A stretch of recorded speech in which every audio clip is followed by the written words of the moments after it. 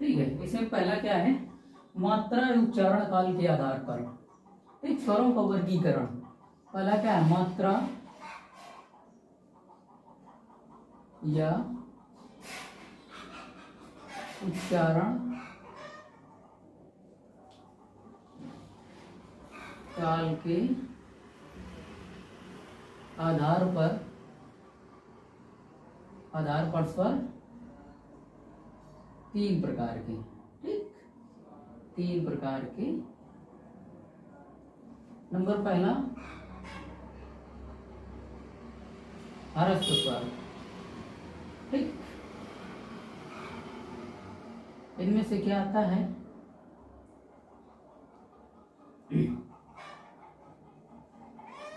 ये आते हैं, ठीक। अब अगला देखिएगा, दूसरा आता है दीर्घ स्वर। दीर्घ स्वर,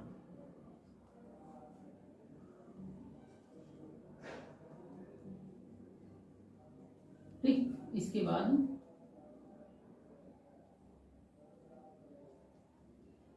ये हो गया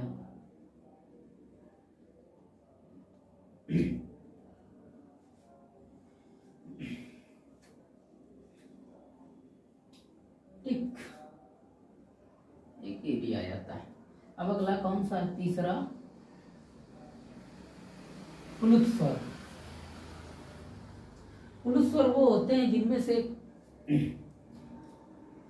प्लुत स्वर वो होते हैं, देखिए, इनमें से एक मात्रा, इनमें से दो मात्रा, इसको बोलोगे तो कम समय लगेगा, इसको बोलो तो इससे ज्यादा इसमें समय लगेगा, फिर इनसे ज्यादा इसमें समय मिलता है। जैसे ये बोला जाता है ओम, ठीक, ऐसे बोला जाता है राम, ठीक। इसको कितना खींचा जा रहा है, किसी वर्ड को आगे खींच के रहना, ठीक है। अगला पॉइंट ये हो गया। अभी हमारी समझ में ये तो क्लियर होगा। अब अगला पॉइंट डालिएगा, ठीक है।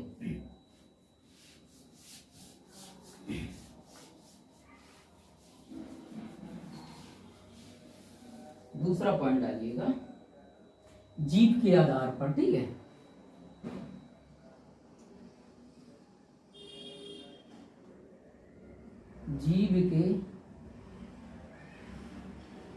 जीभ के आधार पर, जीभ के आधार पर स्वर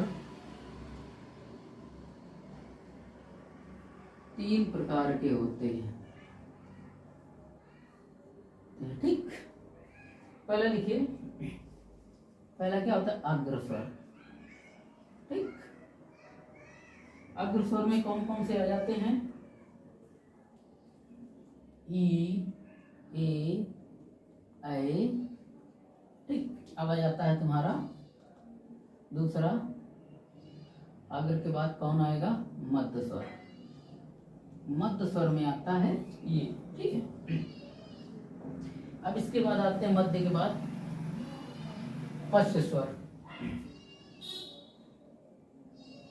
पश्च स्वर, ठीक है। ये हो गया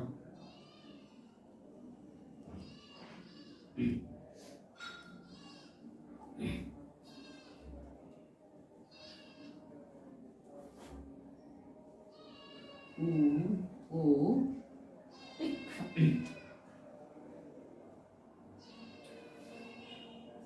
ये आ जाता है, ये हमारे हो गए। अब अगला पॉइंट देखिएगा, देखो, जीभ के आधार पर अगर पूछा जाए, जीभ के आधार पर स्वरों के स्वर कितने टाइप के होते हैं, तो तीन प्रकार के होते हैं। पहला देखिए, अग्र स्वर में अगर ये हम बोलते हैं ना जीभ, तो ये जीभ के आगे वाले भाग से निकलते हैं, छोटी बड़ी ए ऐ। ये जो छोटा होता है मध्य से निकलता है आ। ये पश्च स्वर होते हैं, ये जीभ के पीछे वाले भाग से निकलते हैं। इसके बाद अगला पॉइंट देखिएगा,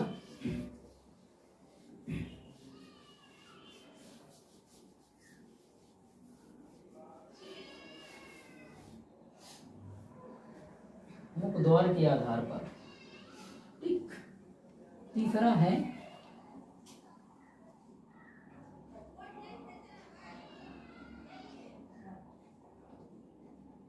मुख द्वार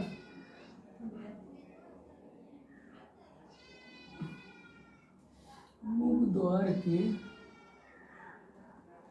आधार पर स्वर 4 प्रकार के।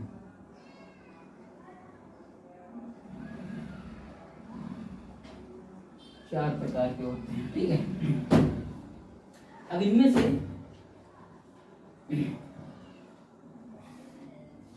पहला पॉइंट देखते हैं इसमें,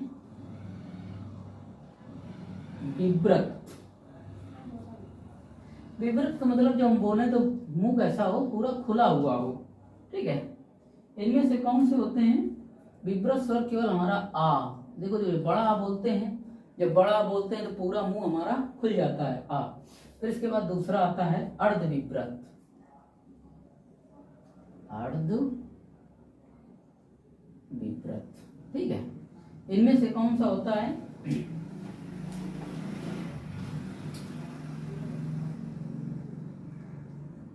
ए, ऐ,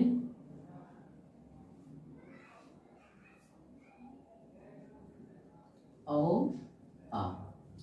अब दूसरा तीसरा क्या होता है? सम्रत।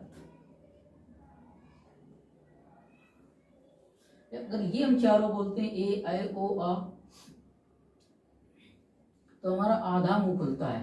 अब देखिएगा सम्रत। सम्रत स्वर में कौन से आते हैं? ई,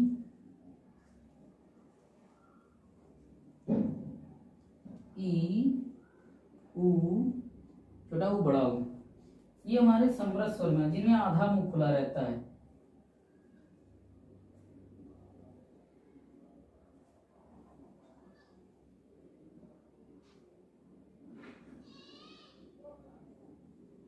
ठीक है ना। अब इसके बाद आते हैं अर्ध सम्रत। अर्ध सम्रत, ठीक। अर्ध सम्रत में कौन कौन से आते हैं? ऐ, ओ। ये तुम्हारे तो हो गए मुख द्वार के आधार पर स्वर कितने प्रकार के होते हैं? 4 प्रकार के, ठीक।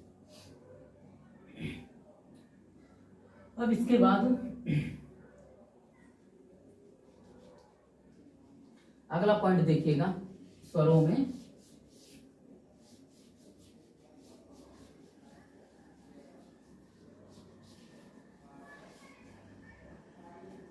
ओठों की स्थिति के आधार पर, ठीक है। ओठों की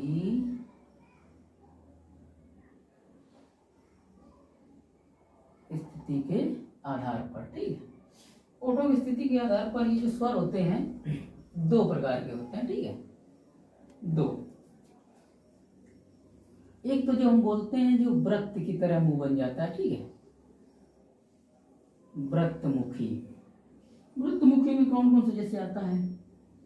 छोटा ऊ, बड़ा ऊ, ओ, औ, आ, ठीक है। जब हम बोलते हैं तो हमारा मुंह जो होता है एकदम वृत्त की तरह गोल हो जाता है। अब दूसरा था आवृत्तमुखी। आवृत्त, और इन्हीं को बोलते हैं वर्तुला, ठीक है। वर्तुलाकार स्वर या आवर्तुलाकार, ठीक है, यही बोलते हैं इन्हीं को। आप वृत्ताकार में देख लीजिए कौन कौन से आते हैं। अब जो बचा हुआ इसमें आएगा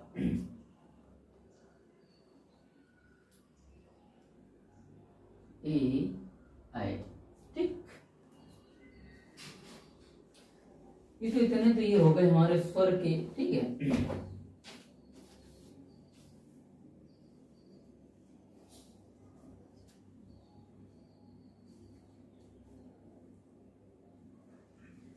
इसके बाद अगला पॉइंट आता है, ये चौथा था, इसको डाल लीजिए। 5वां पॉइंट आता है, ये जो स्वर होते हैं अल्प प्राण होते हैं कि महाप्राण होते हैं,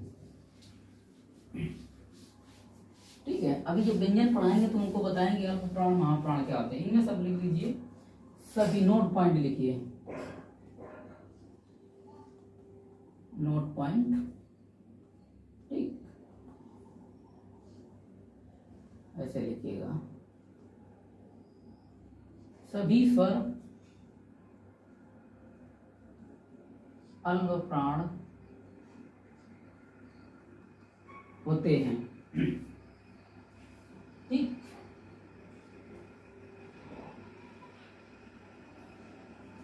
दूसरा पॉइंट लिखिएगा, सभी स्वर सघोष होते हैं। ठीक,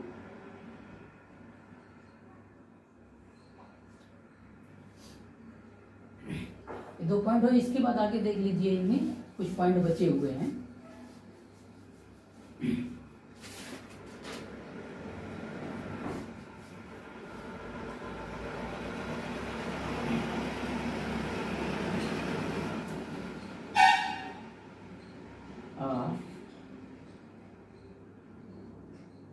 ठीक,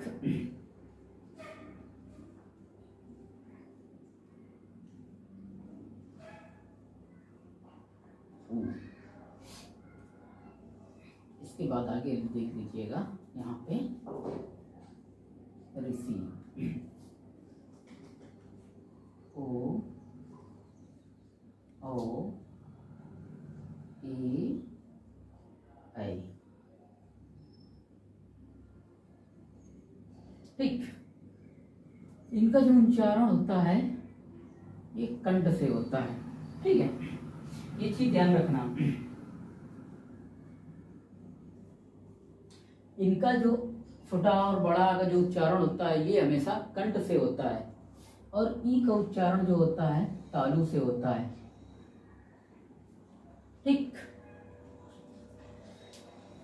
ओ ऊ इसका कहां से उच्चारण होता है? आप अपना बोल के देख लीजिए, खुद निकल के आ जाएगा कि इनका उच्चारण कहां से होता है।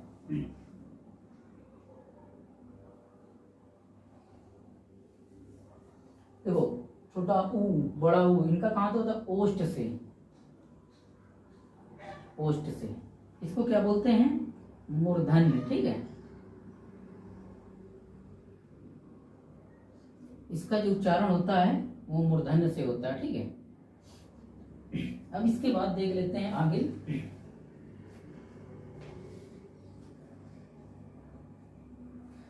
ये काहे से बनता है?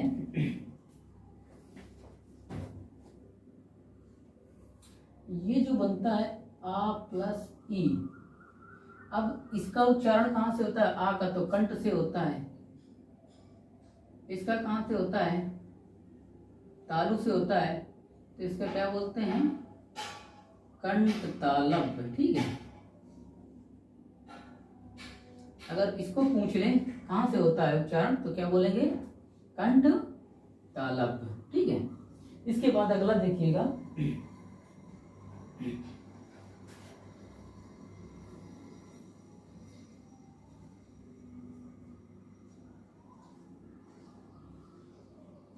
नहीं ये जो होता है, ये सॉरी ये गलत हो गया। इसका जो उच्चारण होता है आ प्लस ऊ। अब देखिए ऊ कहां से होता है? ओंठ से। आ कहां से होता है? कंठ। तो इसका हो गया कंठ और ओष्ठ। क्या बोलेंगे? कंठोष्ठ। ठीक, उसी प्रकार दूसरे का आ प्लस ओ, इसका भी कंठोष्ठ। अब इसमें देखिएगा ये काय से बनता है? ई से। इसका होता है कंठ, इसका तालु। क्या बोलेंगे इसको? कंठ तालव्य। ठीक है, इसके बाद ये हो गया, इसका भी उच्चारण कहां से होगा? कंठ तालव्य। ठीक है, इस प्रकार से हमारे जो स्वर हो गए वो समाप्त हो गए। ठीक है, अब इनमें से कुछ जो पॉइंट बचे हैं एक एक वन लाइनर, उनको जब प्रैक्टिस कराएंगे तब उनको आएगा। ठीक है, अब अगली बार जो शुरू होगा वो हमारा शुरू होगा वर्ण व्यंजन। ठीक है। अब इसके बाद चलते हैं